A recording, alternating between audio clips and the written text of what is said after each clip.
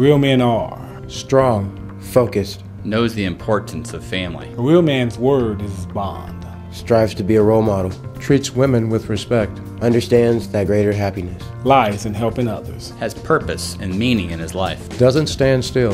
He gets involved. That it's important that children have voices in court. In every court hearing, there'll be the child, the parents, the lawyers, the guardian ad litems, the court reporters, the bailiffs. Everybody's there, and I'll hear from everybody. But very often, without the guardian ad litem or the advocates, I will not hear from the child. And that is the very reason why we're here, is whatever has happened to the child or the child's interests. It's so important for the guardian ad litems to be there, to be the voice of the child, so the judge can hear all the information and all the facts to make a very good decision.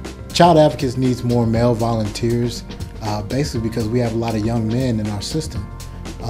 It's really important for them to see not only a role model, but to have a man that maybe that can relate to them a little bit better than a woman can. And it's not to say that a woman can't do this type of job, but a young man might be more comfortable with the older man.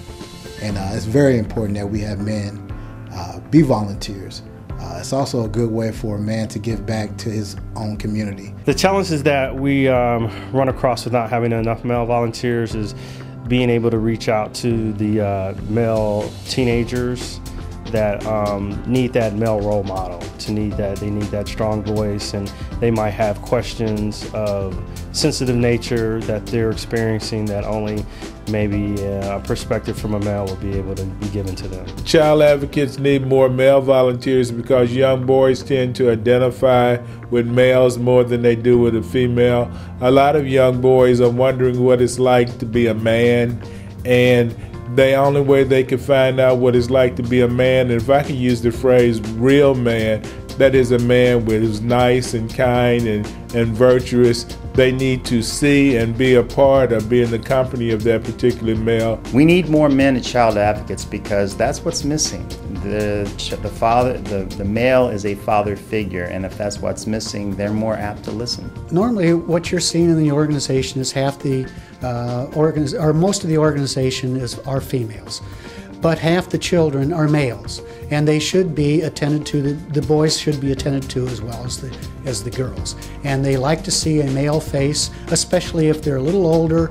The 12, 13-year-old boys, it's important that a guy comes and talks to them. Talking to a person that might say, I don't have time, you think about it, you always have time. Time is what you make out of it, and there's no more of a reward than working with child advocates and being involved in a young person's life. Just knowing that these kids out there are benefiting from someone working on their behalf. What's rewarding about my work is when I see a kid be successful.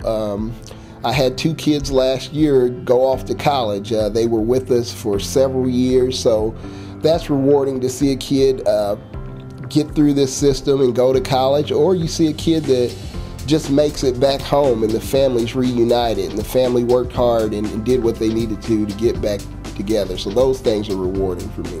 What I love about being a child advocate is the capability I have to be able to reach and make a difference in the lives of some young people. Child Advocates needs male volunteers. Become a child advocate today. The kids are waiting. The kids need you. I am Murvin, the Executive Director of the 100 Black Men of Indianapolis. I am Pastor Ken Jansen of the Indianapolis Colts. Become a child advocate today. Become a child advocate today. Become a child advocate today. Become a child advocate today.